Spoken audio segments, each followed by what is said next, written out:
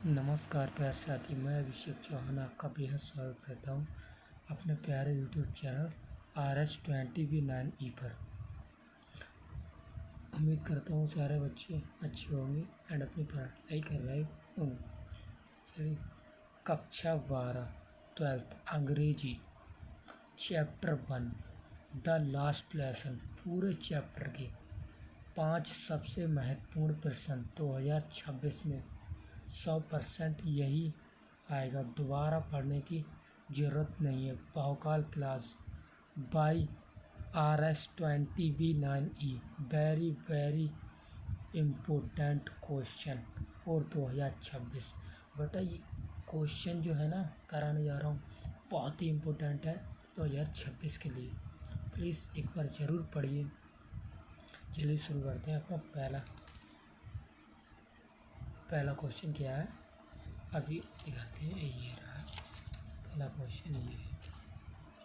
ये क्या हो गया देखते हैं। ये What did M. Hamel say about the French language? जो M. Hamel थे उन्होंने फ्रांस की लैंग्वेज के बारे में क्या बताया था। ये क्या कहा था, बात एक ही। ठीक है, चलिए तो देखते हैं क्या कहा था। The M. Hamel had said that, जो M. Hamel थे उन्होंने कहा था कि France is the most beautiful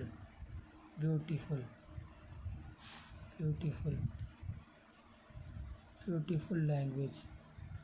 France is the most beautiful language in the world and according to him, और उनके अनुसार इट वाज द क्लियरेस्ट, ये सबसे सुंदर, and the most logical language, बहुत ही सुंदर लैंग्वेज है, उन्होंने बताया था ऐसे ही।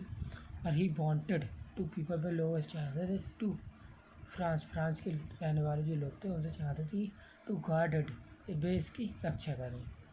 चलिए एक क्वेश्चन हमारा हो गया, एक बार दोबारा से रिपीट कर देते हैं, कहीं पे गलती उसके लिए क्षमा चाहता हूँ।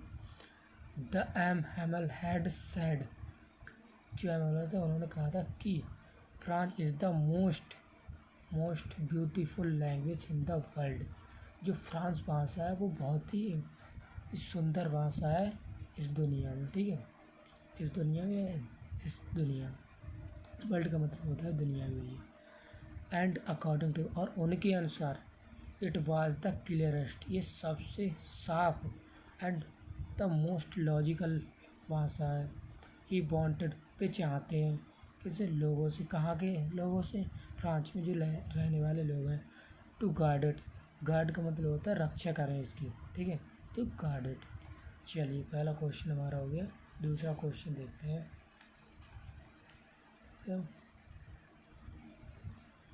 Whom did M. Hamel blame for not paying proper attention to study of France? M. Hamel ने दोषी किसको ठहराया ना पढ़ने के लिए। ठीक है, यही है इसका ट्रांसलेशन जो मैंने कर दिया, हिंदी अनुवाद यही होगा इसका। होगा क्या, यही है गई। जैसे कि what did M. Hamel blame for not paying proper attention to the study of France? ठीक, तो शुरू करते हैं। M. Hamel blamed himself, M. Hamel ने खुद को भी ब्लेम किया। बिकॉज, क्योंकि when he used to go fishing, जब भी फिशिंग के लिए जाया करते, then he used to give a holiday for children, जब भी फिशिंग के लिए जाया करते थे तो वो बच्चों के लिए छुट्टी दे दिया करते थे। इसका अनुवाद यही होगा हिंदी में।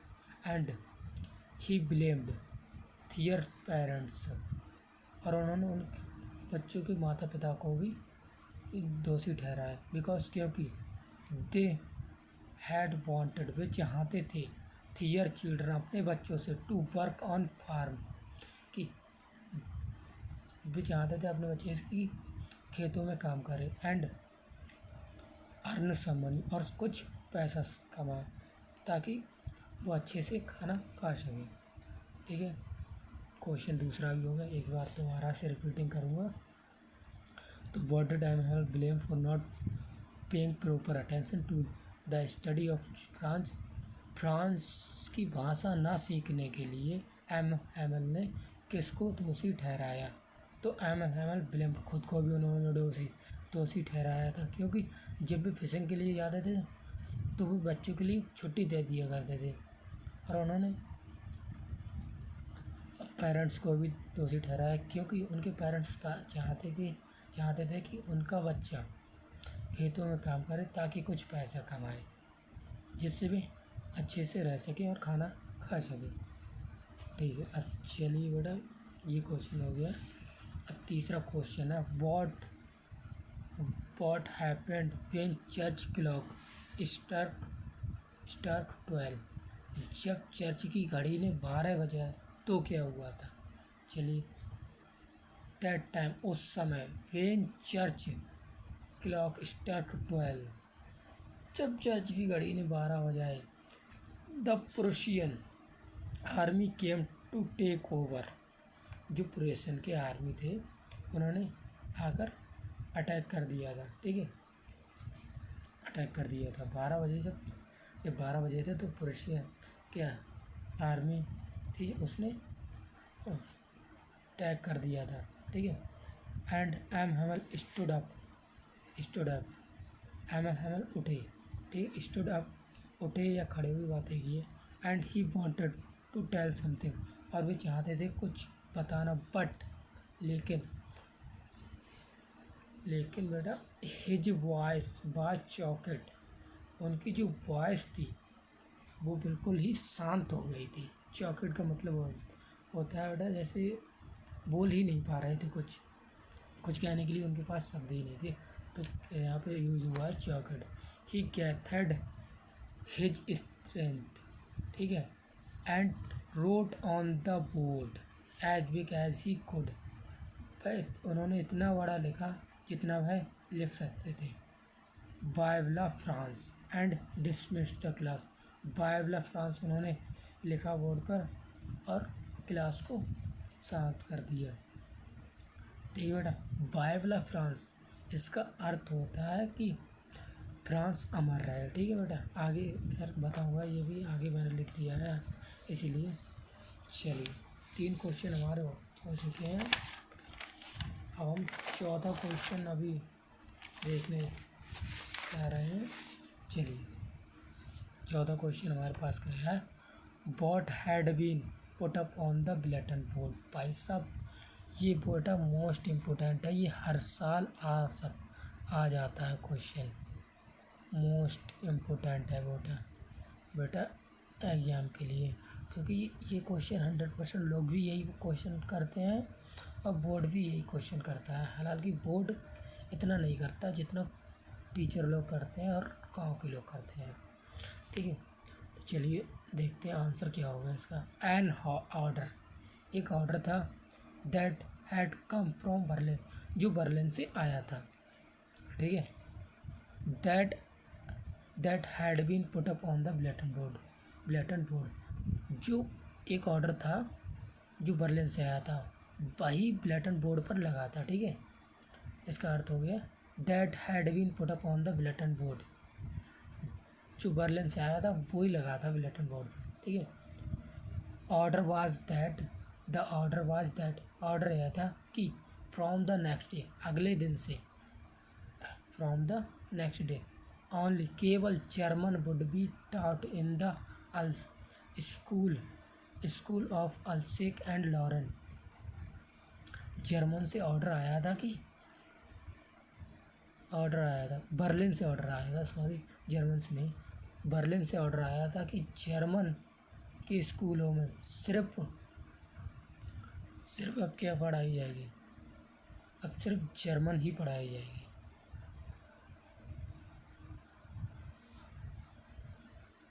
एक मिनट, चलिए इसे दोबारा रिपीट कर देते हैं, गलत हो गया, sorry for that. What had been put up on the bulletin board. तो ये बेटा मोस्ट इम्पोर्टेंट क्वेश्चन है, ध्यान रखना। मुझ पर गलती हो रही है तो मुझे यहाँ गलती होगी, कोई दिक्कत नहीं बेटा, अगर बोर्ड में ऐसी गलती होगी तो बहुत नुकसान हो जाएगा, तो आप ध्यान रखें इस बात को। मैं तो ध्यान रखूँगा ही अब इसके बाद। An order that had come from Berlin, एक ऑर्डर था जो बर्लिन से आया था, ठीक है। That had been put up on the bulletin board, ठीक है, बुलेटिन बोर्ड।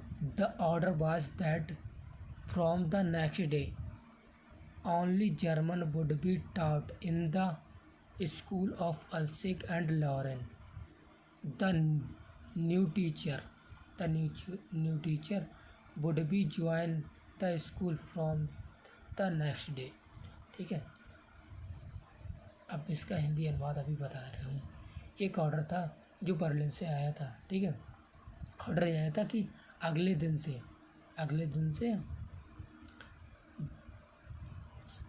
से अल्सेक और लॉरेन के स्कूल में सिर्फ जर्मन ही पढ़ाया जाएगा, ठीक है। यही ऑर्डर था, बस इसमें इतना ही लिखना था। अब आता है हमारा question 5। What did M. Hamel wrote on the blackboard with piece of chalk? Last question है बेटा, बहुत ही इम्पोर्टेंट है ये बोर्ड के लिए तो इतना इम्पोर्टेंट नहीं है, बट बेटा जो लोग हैं ना वो बहुत पूछते हैं, वो हमेशा आपको गिराने की कोशिश करेंगे। यही आप पढ़ोगे वो गिराने की कोशिश करेंगे, तो मैं हूँ ना बेटा, मैं तुम्हें कभी गिरने नहीं दूँगा। तो What did M. Hamel wrote on the blackboard with piece of chalk? M. Hamel ने जो चाक के पीस से, जो चाक को पीस हो, टुकड़ा, पीस के टाइम बोलते हैं टुकड़ा से ब्लैक बोर्ड पर क्या लिखो, तो देखते हैं। This talk is that time, यह बात उस समय की है। When the Prussian army came to take over, the M. Hamel stood up and wrote on the blackboard, "Vive la France," as big as he could. These words means "Long live France." यह बात उस समय की है जब Prussian army ने हमला कर दिया था, ठीक है। एम हैमल अपनी सीट से उठे, स्टूड एंड उन्होंने लिखा ब्लैक बोर्ड पर वाइव ला फ्रांस, जितना बड़ा वह लिख सकते थे। इट्स वाइव ला फ्रांस, इसका अर्थ होता है बेटा लॉन्ग लिव फ्रांस, ठीक है बेटा। यहाँ पे मैंने कहा ना, लिख दिया, तो लॉन्ग लिव फ्रांस यानी फ्रांस जो है वो अमर रहे। Thank you so much brother इस वीडियो में रुकने के लिए। अगली वीडियो जल्द ही मैं आपके लिए लाऊंगा। Please like and subscribe this video.